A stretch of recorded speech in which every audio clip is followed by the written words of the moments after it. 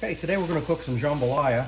Usually when I do it for the sausage, I use andouille, which is traditional, but for the freeze dryer, I'm going to try to make it more low fat. So this is actually a smoked turkey sausage. I think it'll do better. I'm just going to brown this up first.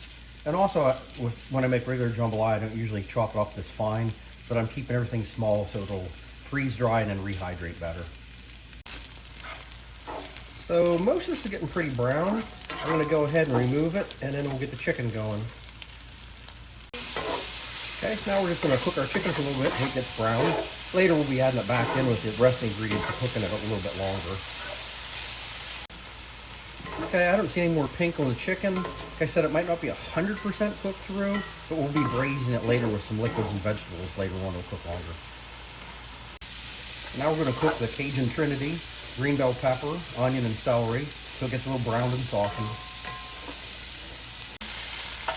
Okay, the vegetables are getting softened.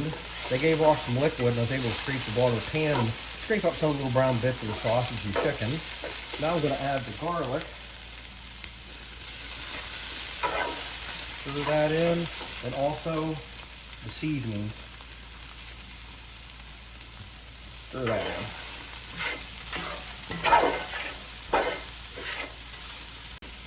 Okay, now we're going to add the chicken and the sausage back. Heat everything through.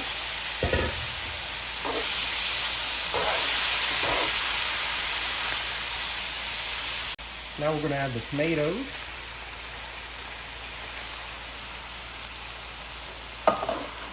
Tomato sauce.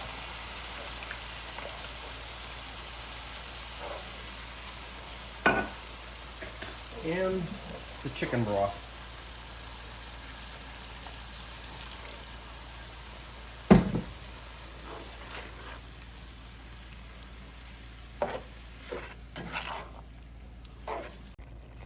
Alright, that's simmered now for about 5 minutes. I'm going to start to add the cauliflower rice, 30 ounces of rice cauliflower.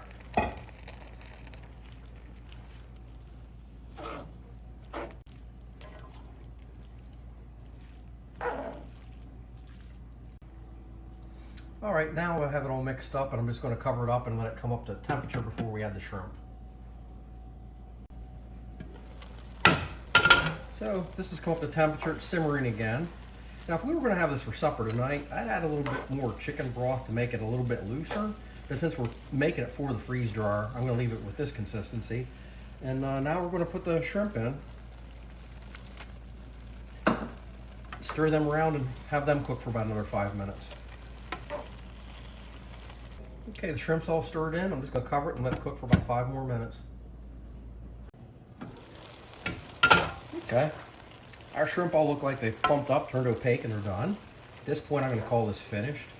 Now, is this traditional jambalaya? No, because it's not rice. It's based with rice cauliflower because we're trying to make it low carb. And also, the spices I put in here aren't particularly hot because Ann doesn't like hot food. If you do, you might want a double, triple, or even quadruple the amount of hot pepper I put in this. And perhaps some of our members have a recipe of jambalaya they like to make for freeze drying. Feel free to post that in our group. Thank you. This recipe makes 13.5 cups of jambalaya. So we have a small Harvest Right Pro freeze dryer and the 4 trays. I'm going to spread this mixture out among all 4 trays.